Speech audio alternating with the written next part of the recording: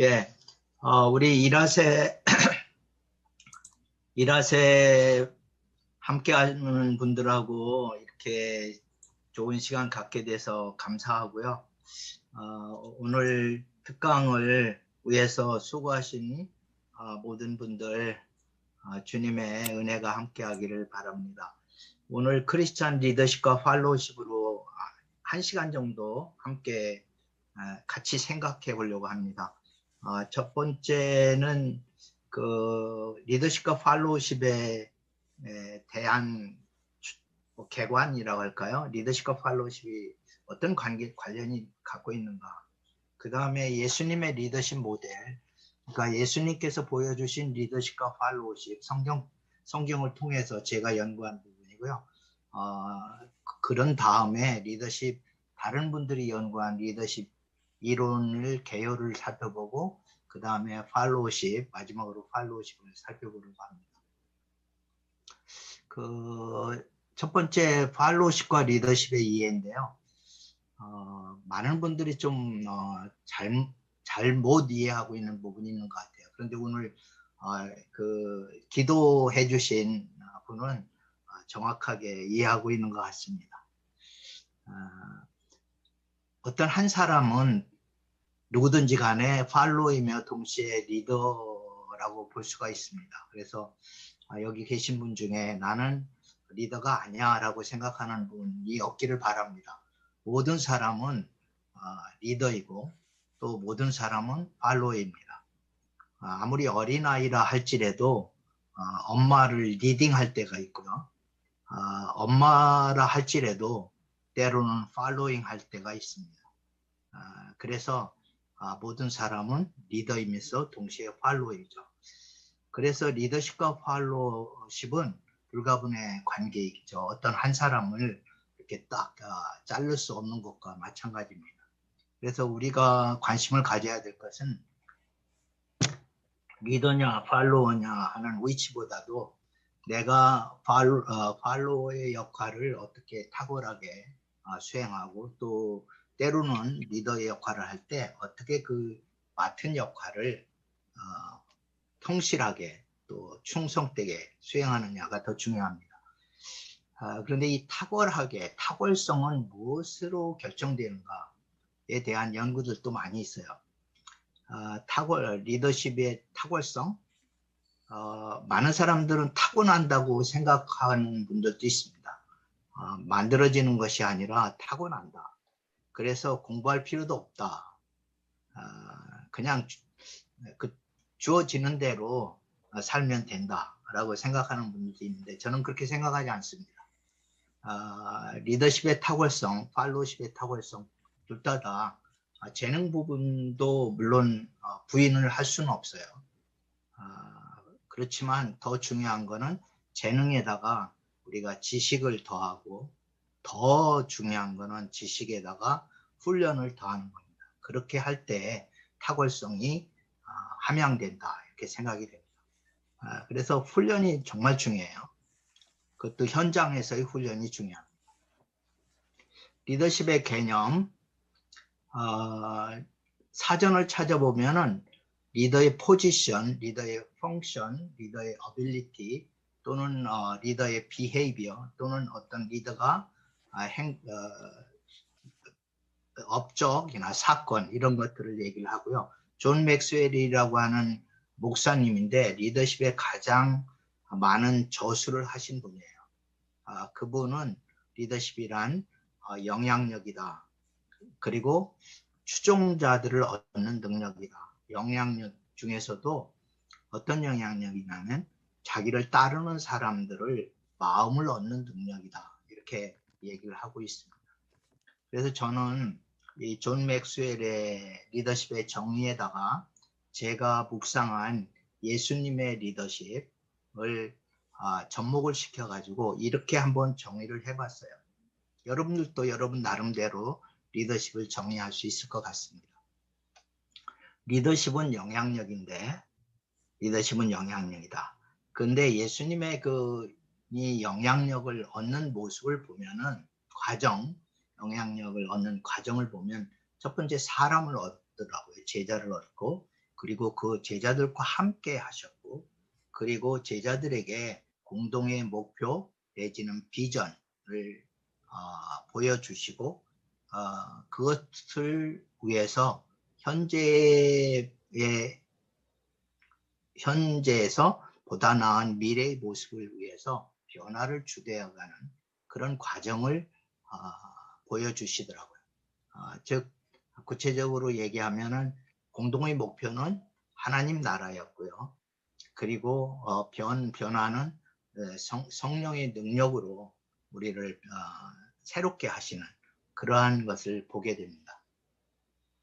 그래서 많은 연구들, 리더십 연구들을 살펴보면은 리더십은 영향력 과정인데, 이 가운데 있는 거 영향력 과정인데, 이 영향력 과정은 무엇에 의해서 결정되는가?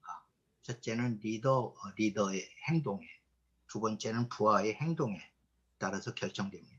그런데 행동은 무엇에, 사람의 행동은 무엇에 가장 의해서 결정되는가? 그 사람의 특성, 자질 또는 성품, 이런 부분이 있고요. 또 capability, 능력도 상당히 중요해요. 자질과 능력은 이렇게 합치되는 면도 있지만, 예를 들면 성품이 좋다. 그래서 성품이 좋은 사람이 반드시 업무 능력이 뛰어난 건 아니잖아요. 그래서 성품과 능력, 이 두 가지가 리더의 행동을 결정하는데 매우 중요합니다. 부하도 마찬가지고요. 그래서 그런데 이러한 리더의 행동이나 부하의 행동이 상호작용을 통해서 서로 영향력을 미치면서 그래서 이 영향력이 만들어지는 거예요. 서로가 한 사람에 의해서 결정되는, 리더 한 사람의, 전통적으로 리더에 의해서 리더십이 결정된다고 봤었는데 요즘 그렇게 보지 않습니다. 리더와 팔로워의 상호작용이 중요하다라고 얘기하고요. 그 상호작용뿐만 아니라 상황 변수도 중요해요. 예를 들면은 신입사원이라고 하는 상황이 있고 또는 뭐 부장들만의 모임이 있다. 부장 회의 있다. 그랬을 때 상황이 다르죠. 그래서 이런 상황 변수 중요합니다. 리더십을 결정하는 그 차원들을 네 차원으로, 리더십의 연구 차원은 크게 네 차원으로 이렇게 요약될 수 있을 것 같아요. 모든 리더십 이론들을 이렇게 요약을 하면 리더 개인의 포커스를 두는 그런 이론들이 있고요. 두 번째는 이제 구성원, 아까 이제 부하죠. 그 구성원의 포커스를 두는 그러한 연구들이 있습니다. 주로 팔로우십에 많은 비중을 두겠죠. 그 가운데 있는 게 리더와 팔로워 간의 관계가 중요하다. 이 관계가 깨어지면은 영향력이 흘러갈 수가 없기 때문에 관계에 초점을 두는 리더십 이론들이 있습니다. 이걸 행동 이론이라고 하는데요. 그 다음에 마지막 차원은 사회 및 환경 차원입니다. 이 어떤 단체를 밖에, 예를 들면 오늘의 교회가 구성원이 있다고 그럽시다. 우리 교회를 보통 이제 예수 그리스도를 믿는 사람들의 모임을 교회라고 얘기하잖아요. 건물이나 예배당이 아니니까. 그러면 오늘의 교회에 성도들이 있다. 그러면은 그 오늘의 교회 밖에 사회가 있고 또 국가 환경이나 세계 환경이 있습니다. 이러한 것들이 서로 영향력을 주고받는 과정이죠. 그래서 대체적으로 보면 리더 개인을부터 출발해서 리더 개인이 관계에 영향을 미치게 되고 구성원의 또 행동을 영향을 미치게 되고, 그리고 이 공동체가 또 사회에 영향을 미치게 되죠. 즉 오늘의 교회가 대사회적인 리더십이 있느냐 없느냐 하는 주제를 우리가 논할 수도 있겠죠. 그래서 이 네 가지 차원의 리더십 연구가 필요하다라고 보여요. 저는 그렇게 생각해요. 그래서 예수님들을 제가 이 네 가지 차원으로 좀 연구를 해봤어요. 근데 한 가지 좀 양해를 구할 것이 정말 우리 하나님이시고 또 참 인간으로 오신 예수님의 그 리더십을 이렇게 네 가지 차원으로 축약한다는 것이 좀 약간 무리가 있다고 생각해요.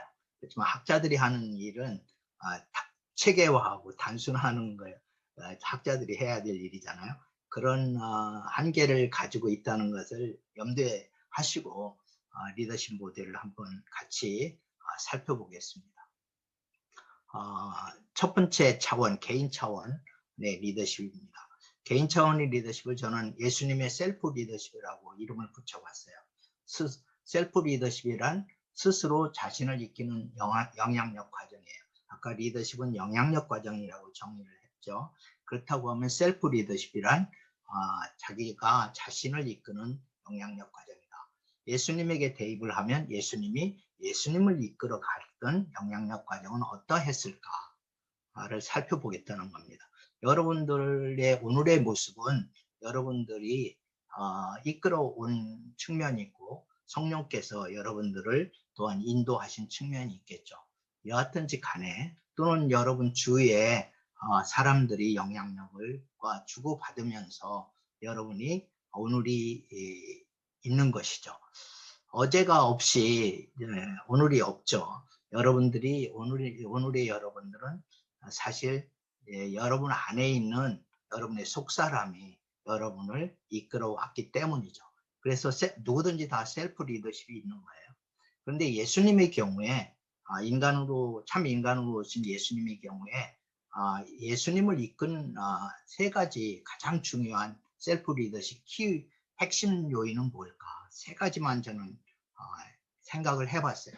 첫 번째, 예수님을 예수님 되게 하는 데는 자기 인식이 첫 번째 중요한 사건이었다고 생각합니다. 예수님이 나는 누구인가라는 끊임없는 질문을 하셨다고 저는 가정을 해요. 참 인간으로 오셨기 때문에. 그래서 예수님이 하나님의 아들이라고 하는 확신이 들 때가 결정적인 순간이 어느 때였을까? 그거는 30세 때 세례 요한에게 가서 세례 받을 때라고 저는 가정을 합니다. 저의 깨달음은. 그래서 왜 그렇게 주장하느냐? 그때 이제 세례 받고 올라오실 때 삼위일체 하나님이 만남의 사건이 생깁니다. 성령이 비둘기같이 임하시고 하늘에서 성부 하나님께서 소리가 있어 예수님에게 말씀하시죠. 그 말씀은 너는 나의 사랑하는 아들이다. 내가 너를 사랑하노라. 이렇게 말씀하세요. 그날 이후에 예수님은 자기 인식에 대한 하나님 아들이라는 인식이 확신을 갖게 된다고 저는 해석을 하고 있습니다. 그런 다음에 요한복음에는 에고에임이 나는 무엇이다. 나는 양의 문이다. 나는 무엇이다. 라고 계속 이렇게 7차례에 걸쳐서 말씀을 하고 있습니다. 그 예수님의 그 자기 인식 사건이 왜 세례 사건이라고 그렇게 해석을 하느냐고 제게 묻는다고 하면은 그 다음에 마태복음 4장에 보면은 예수님이 성령에게 이끌려서 시험을 받으러 가시잖아요. 그때 마귀가 던지는 질문이에요. 내가 만일 하나님의 아들이거든. 내가 만일 하나님의 아들이거든. 이 돌들로 떡덩이가 되게 하라. 또 내가 만일 하나님의 아들이거든. 뛰어내려 봐라. 라고 하면서 그 예수님의 자기 인식에 대한 의심을 갖게 하는 것이 마귀의 계획이었어요. 마귀의 계획은 자기 인식에 대한 의심입니다. 불신이에요. 우리가 어떤 일을 시작할 때 뭔가 공적인 일을 할 때 자기 자신이 과연 그럴 만한 사람인가 라는 의심을 되게 갖게 되죠. 두렵죠. 이때 이제 확신이 중요하다고 생각해요. 예수님의 자기인식 사건이 공생애를 시작하는데 큰 그 영향력이었다. 두 번째는 예수님의 보냄받은 자로서의 의식이에요. 사명의식이라고도 할 수 있는데 보냄받은 자. 이거는 아포스텔로라고 하는데요. 그 아포스텔로가 이제 변화돼서 선교라는 말로 변화됐고요. 보냄받은 자, 특수한 임무를 띠고 보냄받은 자가 바로 선교사입니다.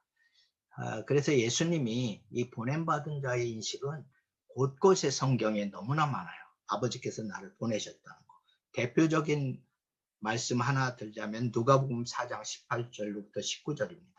이거는 예수님의 메시아 선포의 말씀인데 주의 성령이 내게 임하셨으니 나를 보내사 포로된 자에게 자유를 이렇게 말씀하시잖아요. 그래서 보냄받은 자의 의식으로 사는 거 이거 너무나 이게 영향력을 미치는데 매우 중요합니다. 자기 자신에게 나는 보냄받은 자다. 하나님이 내게 특수 임무를 부여해서 나를 보내셨다.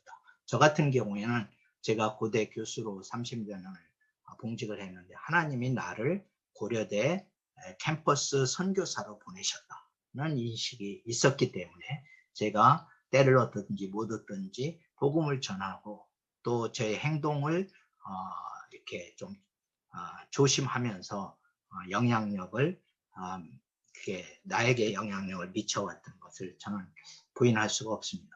그래서 보냄받은 자로서의 인식, 여러분 그런 인식을 갖고 있는지 모르겠어요. 여러분 직장이 여러분 하나님이 보내신 곳이라고 믿고 있습니까? 여러분 가정이 하나님이 보내신다고 믿고 있어요.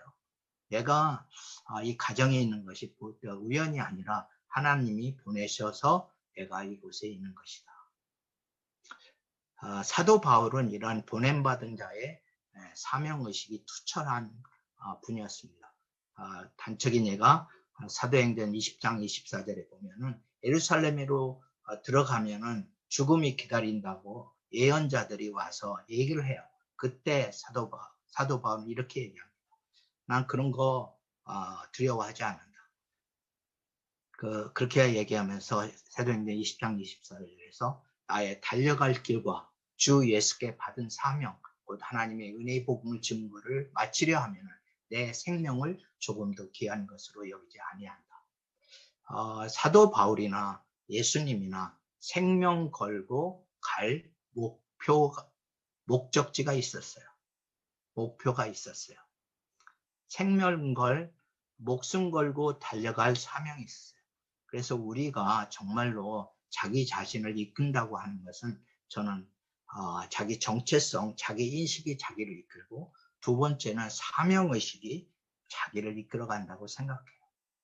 세 번째 나를 이끄는 것은 예수님을 이끈 거나 우리를 이끄는 거는 팔로우십이 중요하다고 생각합니다.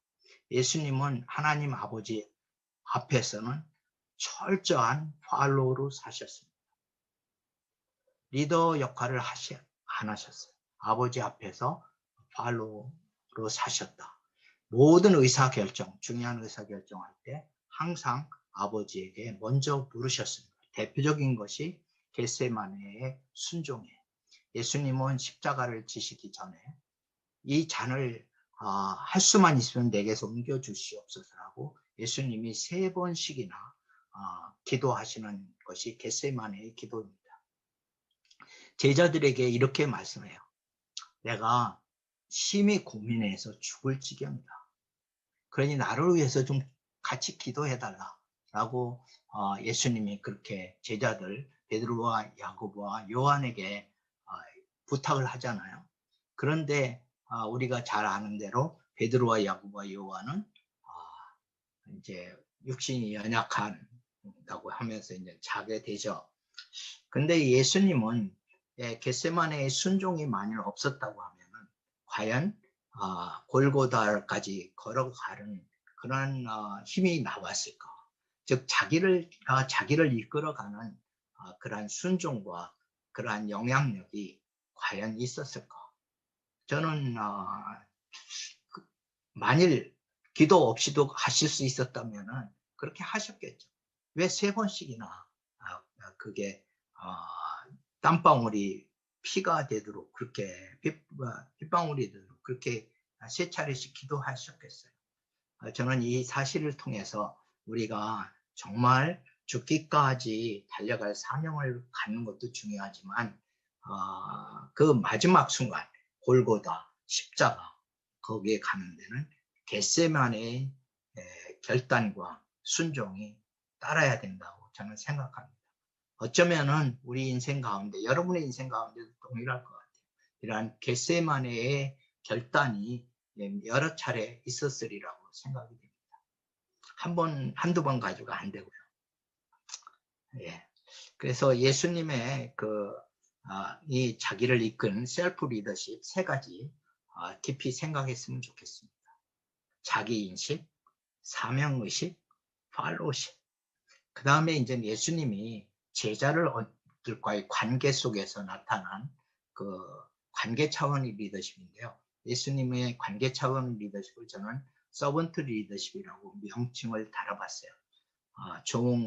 섬김의 리더십, 종의 리더십입니다. 그 예수님은 마태복음 4장 19절에 보면은 베드로와 안드레, 야고보와 요한을 바닷가에 어부로서 일하는 그 4명을 부를 때 같은 말씀을 하세요. 나를 따라오너라. 내가 너로 사람을 낚는 어부가 되게 하리라. 그 예수님이 그 팔로우로 사신 예수님은 제자들에게도 따라오라고 먼저 말씀하세요. 내가 너에게 얘기하는 거는, 요구하는 것은 팔로우십이다 라고 말씀합니다. 나를 따르라. 그런데 따름의 목적이 있어요. 예수님이 그렇게 따르게 하려고 하는 목적은 사람을 낚는 어부를 만들기 위해서입니다. 이 사람들은 어부였어요. 그래서 어부의 목적은 고기예요. 고기를 잡는 것이고, 고기를 잡아서 이제 생계를 유지하는 겁니다. 오늘날로 얘기하면 우리 샐러리맨들이나 회사원들의 목적은 어쩌면은 돈 버는 거라고 생각할지도 모르겠어요. 또 생계를 위해서 돈을 회사에 나간다라고 생각할지도 모르겠어요. 그런데 예수님은 제자들에게 고기가 아니라 사람이다라고 삶의 목적을 바꿔야 된다라고 말씀합니다. 우리가 진정한 팔로우십은 삶의 목적을 바꾸는 데서부터 출발해야 된다고 생각해요. 나는 왜 예수님을 따르는가? 사람을 얻기 위해서. 나는 왜 공부하는가? 사람을 얻기 위해서. 왜 돈 버는가? 사람을 얻기 위해서. 왜 공무원 하는가? 사람을 얻기 위해서. 왜 가르치는가? 사람을 얻기 위해서. 그 삶의 목적, 대인 관계에 있어서 스승과 제자의 관계도 그렇고요. 사장과 부하의 관계도 그렇고요. 모든 관계에 있어서 목적이 사람을 얻는 것이고, 사람을 얻는 방법은 예수님이 말씀하신 대로 마태복음 10장 45절에 있습니다. 인자가 온 것은 그 인자의 오신 목적이 변화된 목적이 섬김, 목적 자체가 섬김. 인자가 온 것은 섬김을 받으려 함이 아니라 섬기려 하고 자기 목숨을 많은 사람의 대속물로 주려 함이라. 그러니까 그 사람을 얻는 것이 예수님이 오신 목적이고, 그 목적을 다시 또 부연 설명하면 섬김이다. 섬김을 어디까지 하는가? 섬김은 그래서 결코 수단이 아니라 목적인데, 이 예수님의 섬김의 과정을 저는 4단계로 보고 싶어요. 이건 그냥 제가 보는 단계입니다. 그러니까 첫 번째는 우리가 사람을 얻고 섬긴다고 하는 것은 성육신 과정이 있어야 된다고 생각해요. 예수님의 성육신 과정이 있었던 것처럼 하나님과 동등됨을 취할 것으로 여기지 아니하고 자기를 비워 종의 형체를 가지고 사람과 같이 되시는, 그래서 하늘 위치를 떠나는 거예요. 자기 위치를 떠남이 꼭 필요하다. 교수는 교수의 위치를 떠나서 학생의 위치로 가야 그 학생을 얻을 수가 있고요. 사장은 사장의 위치를 떠나봐야 부활을 얻을 수가 있습니다. 위치를 떠나야 되고요. 찾아가야 됩니다. 얻고자 하는 사람에게 찾아가야 되고, 얻고자 하는 사람과 동일시 될 때 우리가 그 사람을 얻을 수 있다. 이게 성육신 모델이에요. 두 번째는 종의 모델입니다. 예수님이 그 종의 모델을 가장 단적으로 보여준 예가 저는 요한복음 13장 13절로부터 15절까지 있는 세족식 모습이에요. 성만찬 때 예수님은 수건을 두르시고 제자들이 발을 친히 씻기십니다. 당시의 습관으로 볼 때 식탁 자리에서 사람의 발을 씻는다고 하는 것은 노예가 하는 역할이었었고, 예수님은 제자들 앞에서 나는 너의 노예다 라고 선포하는 겁니다. 내가 선생으로서 너에게 본을 보였으니 너희도 이같이 행하는 것이 마땅하니라. 너희도 서로 발을 씻기라. 서로가 서로의 노예가 되라, 종이 되라 하고 예수님이 말씀합니다. 다른 사람이 종이 된다는 거 너무 힘든 것 같아요. 그 다음에는 여기서 더 나가야 됩니다. 다른 사람이 죄를 용서해주고 또 그를 위해서 내가 가장 귀한 생명까지도 던져버릴 수 있는, 희생할 수 있는, 즉 대속제물이 되는 연약하고 부족한 사람들 품고 죄를 용서하고 희생할 때 그 사람을 얻을 수 있다고 생각합니다. 예수님이 그렇게 하셨죠. 그리고 이제 한 번만에 그 사건이 아니라 끝까지 사랑하시는 거. 저는 예수님의 끝까지 사랑하시는 거 베드로를 보면서 저는 깨달았어요. 베드로가 이제 3번씩이나 부인하잖아요. 예수님이 잡힐 때 3번씩이나 부인합니다. 그때 예수님이 부활하신 다음에 예수님이 이제 베드로에게 이제 찾아오시죠. 그리고 생선을 구우시고 이제 베드로에게 대화를 시작합니다. 내가 나를 사랑하느냐? 내가 나를 사랑하느냐?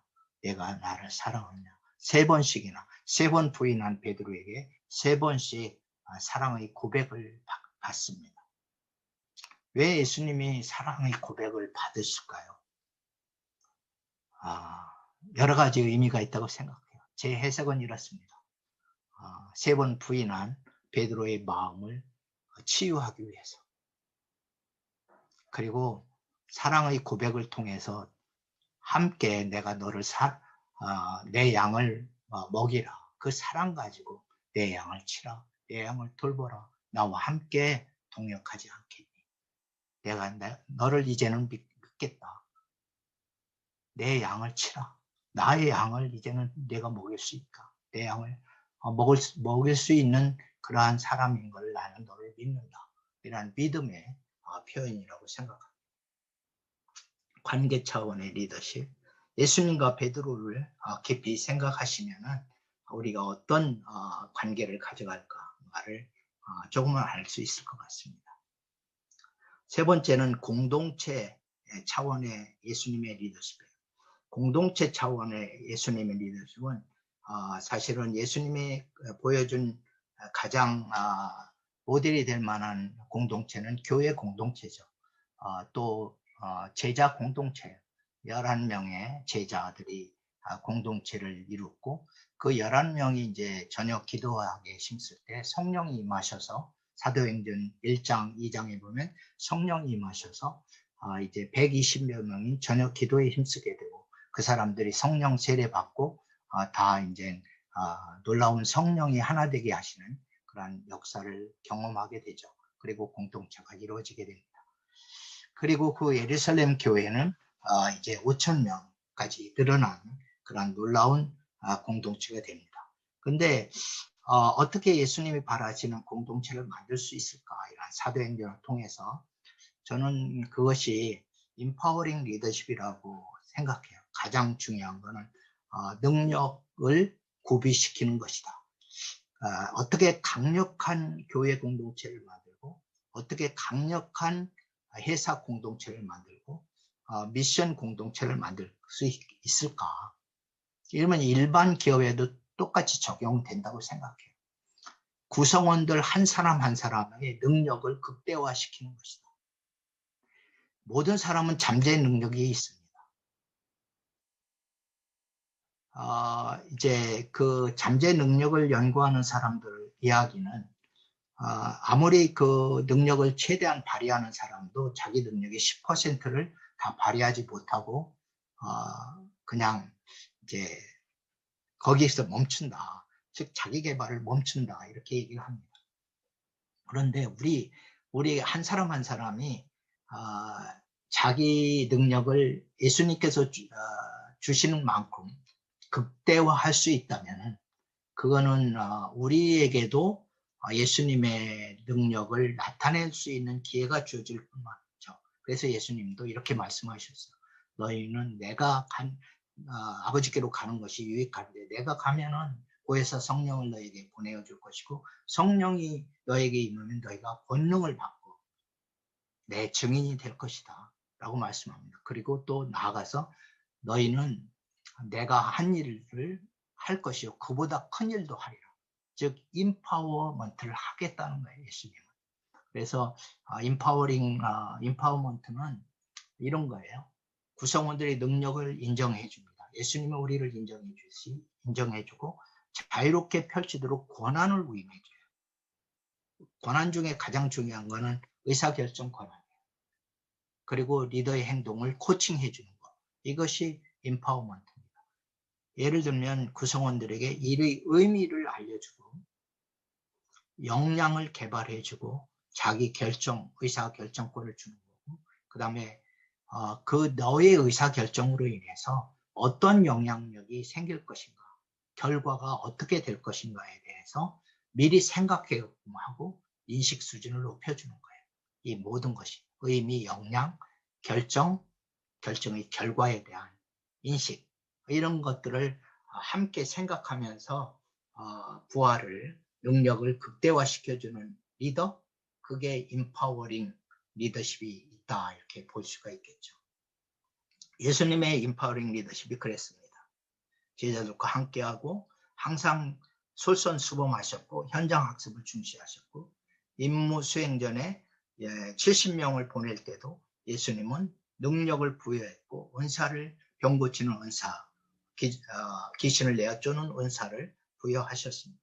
제자로 하여금 또한 제자를 삼도록 너희는 가서 제자 삼으라 하면서 제자 삼는 그러한 능력을 주셨습니다. 그리고 제자들을 통해서 교회 공동체까지 세우는 이러한 임파워링을 하셨던 것을 우리는 잘 알고 있습니다. 이 예수님의 공동체 차원의 리더십을 우리가 본받을 수 있다면 여러분이 어떤 조직을 맡든지 간에 어떤 공동체를 맡든지 간에 그 공동체가 능력 있는 공동체, 세상을 변화시키는 공동체, 사명을 다 이루는 공동체가 되리라고 저는 확신합니다. 이 공동체가 정말 그런 공동체가 그럼 왜 존재하는가? 즉 교회는 왜 존재하는가? 학교는 왜 존재하는가? 병원은 왜 존재하는가? 그거는 하나님 나라를 위해서 존재한다고 저는 믿습니다. 예수님이 바라시는 것은 교회를 통해서 이 세상 가운데 하나님 나라를 세우시는 거예요. 우리의 일을 통해서, 직업을 통해서 하나님 나라를 세우는 것. 그것이 예수님의 비전이었다. 교회는 어떻게 세상을 변화시킬 수 있을까? 예수님의 비전이 하나님 나라였고 예수 그리스도의 복음의 핵심이 또 교회의 존재 목적이 하나님 나라예요. 하나님 나라를 전하지 않는 교회, 목적을 잃어버린 교회죠. 방황하는 교회죠. 하나님 나라는 우리가 잘 알듯이 예수님과 초림과 함께 이미 임한 나라입니다. 그러나 아직 완성되지 않은 나라죠. 재림 때 완성될 것은 우리는 알고 있습니다. 그런데 이 초림과 재림 사이에서 우리가 해야 될 일들, 크리스찬 공동체가 해야 될 일은 뭘까? 세상 속으로 침투에 들어가는 일이 우리가 해야 될 일입니다. 개인이든 공동체든. 그래서 마태복음 13장에는 하나님 나라의 비유로 가득 차 있는데 그 중에 이제 하나님 나라는 누룩과 같다. 이거는 세상 속으로 침투에 들어가는 능력을 얘기하는 거예요. 그리스도인은 세상 속으로 침투에 들어가서 소금과 빛으로 침투에 들어가고 세상으로부터 우리를 부르신 하나님은 세상 속으로 우리를 보내시는 하나님이세요. 그래서 예수님이 이렇게 말씀하시죠. 여러분도 잘 아시는 말씀이에요. 요한복음 17장 18절 아버지께서 나를 세상에 보내신 것 같이 나도 너희를 세상에 보내노라. 네. 부르심과 보내심은 함께 가는 겁니다. 그래서 우리는 하나님 나라를 확장하는 선교사로 침투에 들어가야 됩니다. 이렇게 침투에 들어가면은 반드시 확장되게 되어 있는 것이 하나님 나라의 속성이에요. 아까 그 효모 얘기를 했잖아요. 침투에 들어가면은 다 부풀어 올라요. 또 겨자씨 비유도 있어요. 이제 작은 겨자씨지만 그것이 이제 자라서 나무가 되고 새들이 깃들이는 이런 거게 됩니다. 그래서 우리는 이러한 우리가 존재함으로 이제 우리 주변이 하나님의 통치 가운데로 들어오는 놀라운 역사, 변혁의 역사가 나타나게 되는 거죠. 우리의 모든 결정과 우리가 속한 모든 곳, 우리 주위에서 일어나는 모든 사건들 속에서 우리가 부르심을 기억하고 부르심에 반응하면서 살아갈 때 이러한 변혁의 역사가 나타나리라고 생각합니다. 리더십 연구 소개, 시간이 많이 갔지만 연구 소개 또 간략하게 이거를 할게요. 이것도 4차원으로 요약을 해보겠습니다. 첫 번째는 개인 차원이에요. 그 개인 차원에 있어서 쿠제스와 포스나 나온 사람이 리더십 챌린지라는 교과서가 있는데, 리더십 교과서가 있는데, 여기에서 1987년, 2007년까지 4차례에 걸쳐서 수만 명의 리더들에게 가장 필요한 자질이 뭡니까? 라고 물어봤어요. 복수응답을 가능케 하고 물어본 거예요. 그래서 이게 100% 넘어요. 물어본 결과 그 일관되게 30년에 걸쳐서, 여기 2017년 자료도 나왔거든요. 30년에 걸쳐서 4가지 위에 탑 4가지 요소가 일관되게 60% 이상의 사람들이 공감하는 자질입니다. 그것을 다시 보시면은 2017년 자료까지 다시 보시면은 첫 번째 강조하는 리더가 갖추어야 될 자질, 존경받는 리더가 갖춰야 될 게 정직한 성품이에요. 이건 개인 차원의 가장 중요한 요소입니다. 두 번째 갖춰야 될 거는 유능성이에요. 업무에 있어서 자기가 맡은 일을 탁월하게 해내는 능력이에요. 세 번째는 다른 사람들과의 관계에 있어 필요한 건데, 다른 사람들에게 영감을 주고 고무하고 칭찬하고 격려해서 세워주는, 다른 사람들을 세우는 인스파이어링 능력입니다. 여러분은 다른 사람들을 세워주고 있는지 모르겠습니다. 마지막으로 4번째는 forward looking, 미래 지향성이에요. 미래를 예측하고 미래가 어떤 사회가 올 것인지, 4차 산업혁명 시대에 어떤 비즈니스가 유망할 것인지, 이런 것들을 통찰할 수 있는 사람이 비전을 제시할 것이고 다른 사람을 이끌 수가 있겠죠. 이 4가지 능력, 개인 차원의 정직성, 공동체 차원의 유능성, 관계 차원의 인스파이어링, 그 다음에 사회 변화를 미리 읽는 미래 지향성, 포워드 루킹, 통찰력, 이런 것들이 필요하다. 두 번째 리더십 연구를 살펴보면 리더와 리더의 스타일이에요. 리더의 스타일이 그 비헤이비어, 행동이 인간에 대한 관심이 얼만큼 높으냐, 또 다른 사람은 업적에 대한 관심만 가지고 있는 사람이 있을 수 있어요. 인간관계에 있어서 부하들을 대할 때 부하들을 사람으로 대하느냐, 아니면은 일로만 대하느냐에 대해서 리더십 스타일을 블레이크와 보트는 이렇게 5가지로 나눴어요. 그래서 이제 업적만 관심을 갖는 리더는 과업형 리더라고 하고요. 사람에 대한 관심만 갖는 사람은 컨츄리 클럽형 리더라고 이름을 명명을 했습니다. 그리고 두 가지 다 관심이 갖는 리더가 팀형 리더인데요. 이 팀형 리더가 가장 조직 성과가 좋더라 하는 연구 결과를 발표하고 있습니다. 그런데 다음에 연구한 사람들이 그렇지 않더라. 팀형 리더가 언제 어떤 상황에서나 다 탁월한 성과를 나타내는 건 아니더라. 효과적이지 않더라. 그 조직 구성원들의 성숙도에 따라서 성숙도라고 하는 상황에 따라서 필요한 리더십 스타일이 다르더라.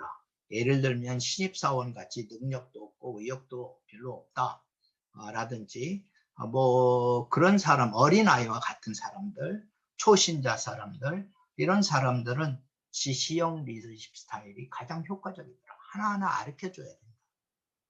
그런데 반면에 능력도 많고 의욕도 많아요. 뭐 리더 그룹이야. 아니 뭐 회사로 치면 뭐 고참 부장이야. 이런 사람들은 어린아이처럼 대우하면 오히려 역효과가 나겠죠. 그런 사람들은 우위명 리더십 스타일이 가장 효과적이더라. 능력은 많은데 의욕이 떨어진다. 상처를 받았어요. 예를 들면 교회에서 능력은 많아. 뭐든지 잘하. 그럼 의욕이 떨어져. 그러면은 다른 교회에서 상처받고 왔어. 그러면은 참여를 시켜서 그래야만이 이제 참여를 시킨다는 것은 관계 지향성을 높인다는 것을 의미하죠. 그런 참여형 리더십 스타일이 효과적이다.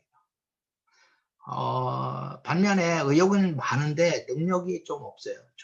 초신자를 갓 벗어났어요. 그런데 막 하고 싶어 일을. 그런 경우에는 과업 지향성을 약간 높이면서 코칭을 하면서 설득을 해나가요. 너무 앞서가지 않도록. 일을 그르칠 가능성이 있기 때문에. 네, 그래서 이 상황적 리더십 모델이 우리에게 시사하는 바는 조직 구성원들의 성숙도에 따라서 리더의 리더십 스타일은 달라져야 된다 하는 것을 얘기해요. 이거를 한 걸음 더 나가서 적용을 해보면은 만일 어느 교회 담임 목사님이 있다. 그러면은 성도들이 이제 자라가잖아요. 성숙도가 자라가잖아요. 거기에 따라서 자기의 리더십 스타일도 자라가야 돼요.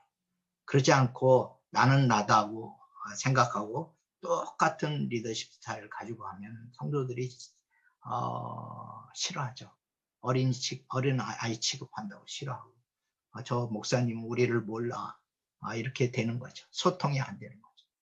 회사 상황도 똑같아요.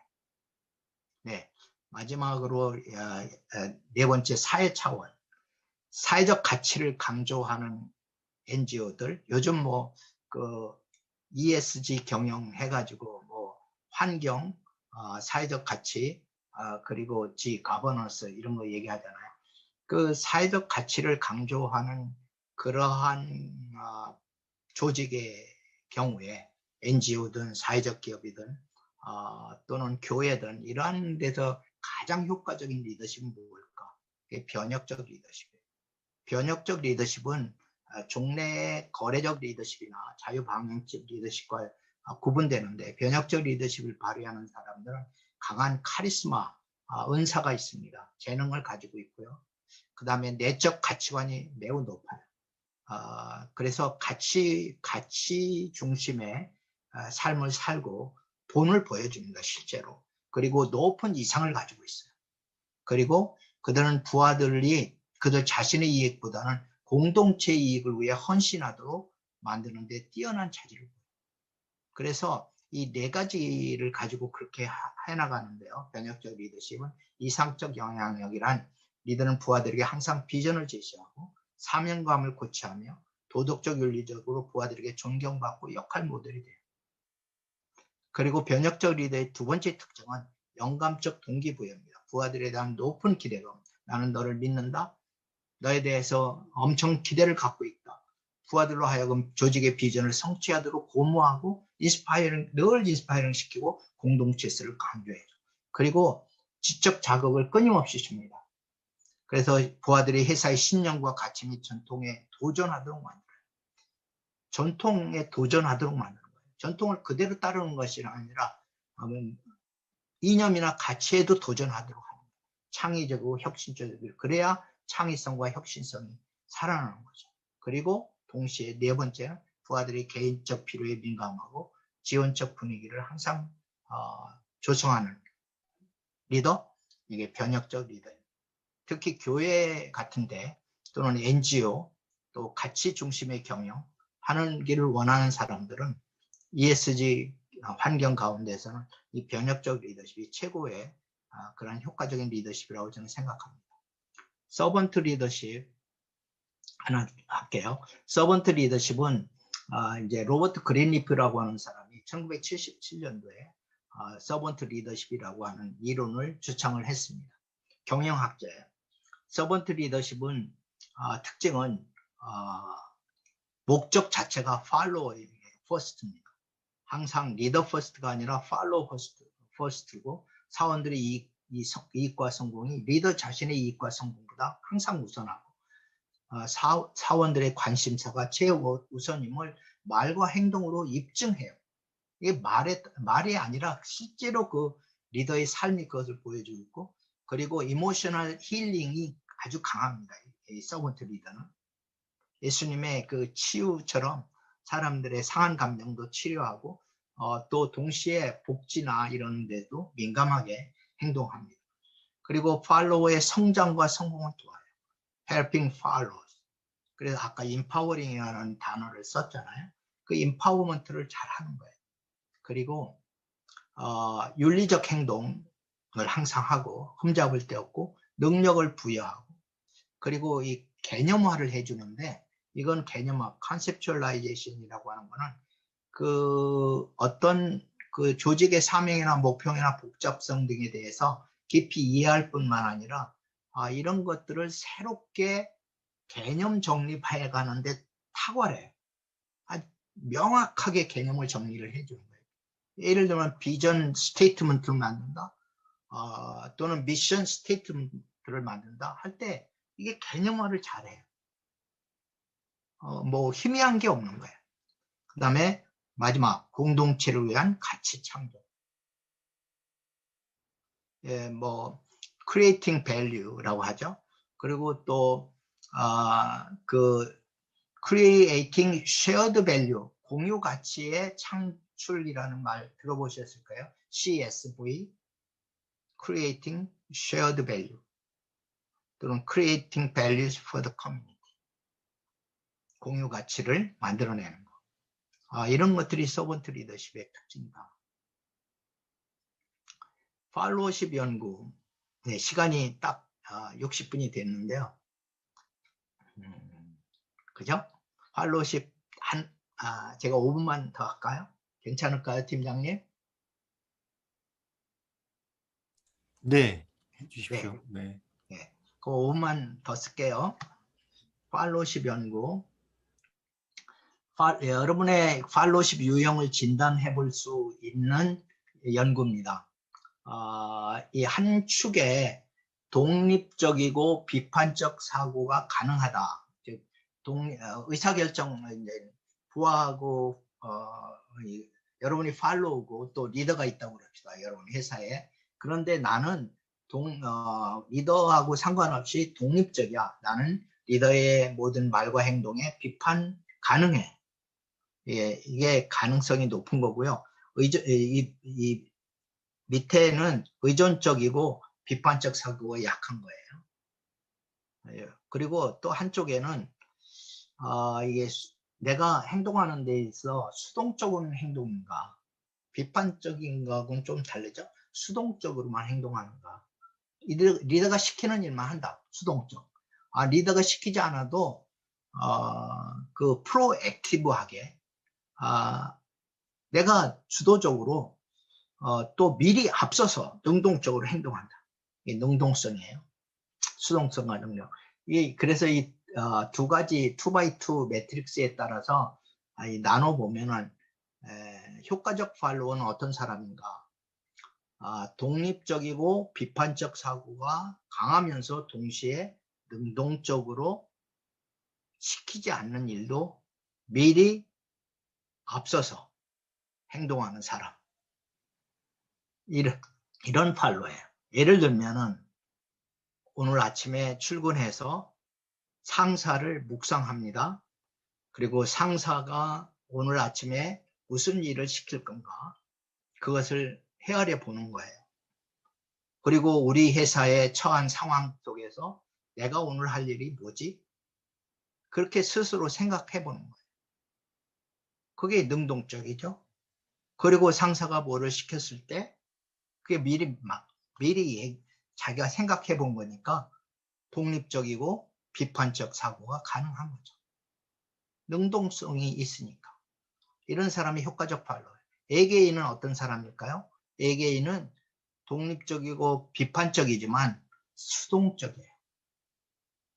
시키는 것만 합니다. 양 같은 사람은 그냥 따라가는 사람이고 예스맨. 예스맨과 예스맨은 뭐 잘 그냥 무조건 예스니까요. 비판적이도 않고 또 그렇죠. 네. 능동적이지만 예스맨. 네. 근데 이 예스맨과 잘못된 리더가 결합하면 그 조직은 망하게 되죠. 네. 어떻게 효과적인 팔로우가 될 수 있을까? 연구들은 이렇게 얘기해요. 셀프 매니지먼트가 강하게 자기 훈련을 해야 된다. 스스로가 아까 얘기한 예수님이 셀프 리더십처럼 자기 관리가 철저하도록 훈련을 해야 된다. 그 다음에 조직에 헌신해야 된다. 조직의 목적에 헌신하는 사람. 이 조직은 왜 존재하는가? 하나님이 이 조직을 만드신 목적은 어디에 있는가? 늘 생각하면서 그 조직의 목적, 원래 하나님의 뜻에 따르려고 거기에 헌신하는 것. 그런 사람이 효과적 팔로우가 될 수 있고요. 그 다음에 조직에 꼭 필요한 능력을 끊임없이 이제 갖추도록 노력하는 사람이에요. 늘 배우고 자기 잠재 능력을 꾸준히 높이는 그런 사람. 능력과 집중도. 능력도 있고 포커싱 해야 돼요. 자기에게 맡겨진 일에 포커싱 해야 된다. 그 다음에 용기가 있어야 돼요. 마지막으로. 용기 있는 사람이 예스맨은 용기가 없어요. 비판적이고 주도적이고 또한 독립적이려면 용기가 있어야 돼요. 그런 사람은 사실은 다른 사람 앞에 어떻게 나타나는가? 신뢰를 얻게 됩니다. 신뢰를 얻게 돼요. 네. 이게 이제 네 가지가 효과적 팔로우가 되는 길이라고 로버트 켈리라는 사람이 연구한 겁니다. 마지막 요거 좋은 태도, 성경적인 거 성경에서 뽑아왔어요. 그냥 읽고 지나갈게요. 상사에게 순종하기를 주께 하라. 상사를 존경하라. 상사에게 진실한 마음으로 행하라. 상사를 성실히 섬기되 주를 섬기듯 하라. 상사와 싸우지 말라. 상사를 위해 기도하고 묵상하라. 저는 이거를 강조하고 싶어요. 다른 어떤 것보다 상사를 위해서 매일 5분이라도 기도하고 상사의 아픔과 고민, 겟세마네에 올라가셨던 예수님, 내가 심히 고민해서 죽을 지경이다 라고 나를 위해서 기도해 주지 않겠니? 라고 베드로에게 부탁했었는데 우리 상사들을 위해서 묵상하고 기도했으면 좋겠습니다. 네, 여기까지 하겠습니다. 네, 하나님 나라 일꾼 실천 강연인데 일화세 제가 소개해 드릴게요. 나는 모든 일 때 이거 같이 읽었으면 좋겠어요. 나는 모든 일 때 하나님의 나라가 임하기를 기도한다. 나는 자신의 삶의 길을 보냄받은 선교사로 살아간다. 나는 일상생활에서 구별된 삶으로 증거한다. 나는 교회와 일터에서 일터 공동체를 세우고 섬긴다. 나는 예수님의 리더십을 배우고 실천한다. 나는 하나님 나라의 가치와 문화로 행복한 일터를 만든다. 네, 요 마지막 부분 가치와 문화, 요거는 제 책에 소개하고 있으니까요. 일터에서 그리스도인이 사는 길에 하나님 나라 가치를 소개하고 있으니까 참고하시면 될 것 같습니다. 다른 건 다 우리가 이미 배운 거고요. 네, 이상으로 좀 시간이 지났지만 마쳤습니다.